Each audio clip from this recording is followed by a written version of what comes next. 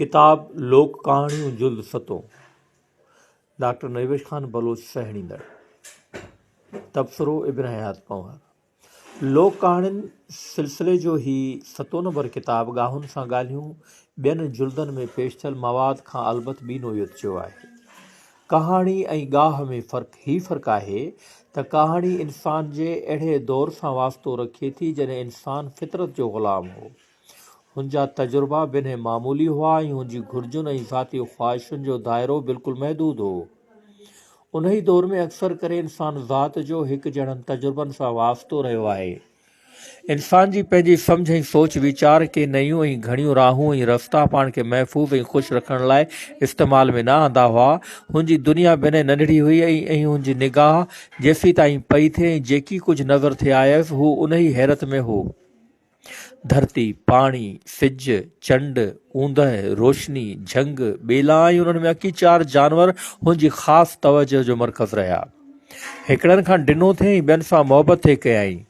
हिन डप ऐं मोहबत जी महवियत खां हर चीज़ जी पूॼा कराई। हुन हर कंहिंजे अॻियां कंधु निमायो, अजीब वहमनि ऐं विसवसनि जे ॼार मां आस्ते आस्ते पंहिंजा पलए छॾाईंदो अॻिते वधंदो रहियो। जीअं जीअं हुनजी विख अॻिते खजंदी थी रही ऐं नवां नवां तजुर्बा कंदो रहियो, तीअं तीअं हुन उहे मिड़ेई चीज़ूं, उहे समूरा देवताऊं जिन वटां नफ़े ऐं नुक़सान पहुचण जे ख़ौफ़ ऐं उमीद में घेरियल हो, तिन खे वधीक हैरत सां ॾिसण ऐं पंहिंजे हर दौर में पंहिंजनि अहिड़नि हमाकतुनि ते वधीक खिलण लॻो। जीअं पोइ तीअं इंसान में वधीक बालिक नज़री, अकुल ऐं फ़हम जी पुख़्तगी ऐं वुसअत पैदा थींदी रही।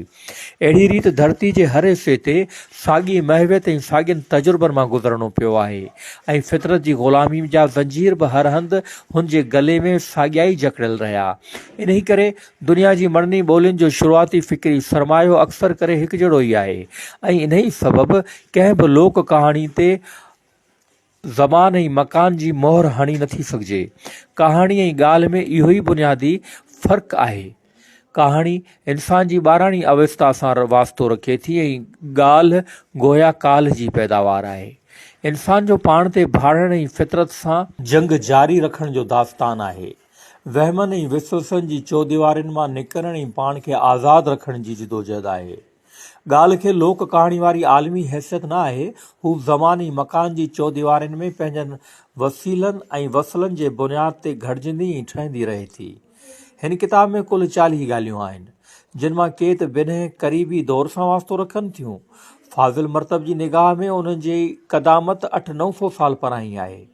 इन ई राय खे जेकॾहिं तस्लीम करे मौजूदा मुआशिरे ते नज़र विझिजे त गोया ही समूरो सरमायो असांजो उहो ताज़ो जमा कयल सरमायो आहे जंहिंजे बुनियाद या पस मंज़र में असांजो अॼु जो मुआशिरो ऐं तमदुन, उनजे शेर ऐं शाइरी, अदब ऐं फ़न सिधी तरह क़ाइमु आहिनि ऐं जीअं पोइ तीअं पुख़्ता थींदा, वधंदा ऐं उसरंदा था रहनि। मिसाल तौरु गामू सचार, जेको वक़्त जे हाकुम अॻियां सच ॻाल्हाईंदे मौत जी परवाह नथो करे। पडामाणी पनरू, जेको सिंध जे उन दौर जे सूरह सरदारनि मां आहे जंहिंजी अणमौजूदगी में दुश्मन संदसि शहर ते हमिलो थो करे ऐं अहिड़े मौक़े ते संदसि माटे जी माउ पंहिंजे बहादुर पुट खे ज़ालिमनि सां मुक़ाबले लाइ हिन तरह सॾे थी। अॼु घुर्जी आओ पडामाणी पनरा, माटे जी ऐं माउ ॿेई वञनि विसरी। ॼाम लाखो फुलाणी, जंहिं लाइ आम चवणी आहे त अहिड़ो सूरह पुट रवाजी माउ कान ॼणींदी। हुन पंहिंजे दौर में गुजरावात ऐं मारवाड़ जे सरहदी राजाउनि खे ज़बरदस्त शिकस्तूं ॾिनियूं। उनड़, उनड़ाणी, ॼाम पौरोर ऐं ॿियनि केतिरनि बहादुरनि जा कारनामा ऐं ॿिया केतिरा इश्क ऐं मोहबत जा दास्तान वक़्त जे सुगड़नि ऐं दानाउनि पंहिंजे ईंदड़ नसलुनि में अमली जोश जाॻाइण लाइ यादगार तौरु विरसे में ॾिना आहिनि। किताब में इहे ऐं ॿियूं पेश कयल समूरियूं ॻाल्हियूं कंहिं बि हिकु रिवायत जे बुनियाद ते बयानु कयल न आहिनि। हर ॻाल्हि जी कंहिं हद ताईं छंडछाण ऐं सिहत क़ाइमु रखण लाइ मुख़्तलिफ़ रवैयनि खे भेटे फ़िक्री नुक़्ते उजागर करण जी कोशिश कई वई आहे। लोक अदब असांजो पंहिंजो फ़िक्री ऐं अदबी सरमायो आहे, जंहिंखां मुस्तफ़ीद थियणु असां सभिनी ते लाज़मी आहे। अदब ऐं ॿोली सां वालिहाणी मोहबत जो ही बि हिकु अमली सबूत आहे त इन ॾस में जेकी बि चीज़ूं छपजनि ऐं शाया थियनि, उन्हनि मड़नी खे असां नज़र मां कढंदा रहूं।